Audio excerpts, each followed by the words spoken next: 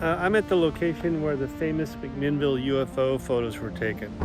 Evelyn and Paul Trent were at home on their family farm, southwest of town on the evening of May 11, 1950. When Evelyn walked outside to feed her chickens, she looked up and saw what looked like a large disc silently hovering in the sky. She called for her husband, Paul, to bring their folding Kodak camera outside. The metallic-looking object was still there when Paul emerged. He took a picture and advanced the film as fast as he could. The disc began to gain speed, so Paul quickly moved to his right for a second shot.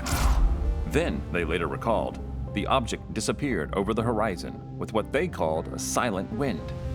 They took 2 pictures in 30 seconds, and they could not identify the object in those pictures. Unidentified flying object. The UFO was over this field here. There wasn't an orchard there. There was a farm here, and the photographer stood between this house and barn. It's a different house and barn now, but this is where he stood and took a picture supposedly of a UFO that was here. What they didn't know at the time was that those pictures would change their lives. Paul Trent shared the photos with the local paper, the Telephone Register, which published the photos and article and transmitted the same to the wire services.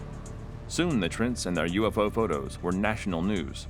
The U.S. government, historically quick to declare a sighting as swamp gas or an errant weather balloon, had no explanation for what the Trents saw. What we think was actually suspended by these wires between the structures. The photographs were examined, and experts declared the images had not been altered. Now, 74 years later, the Trent pictures are perhaps the most recognized UFO photos in the world. This world, at least.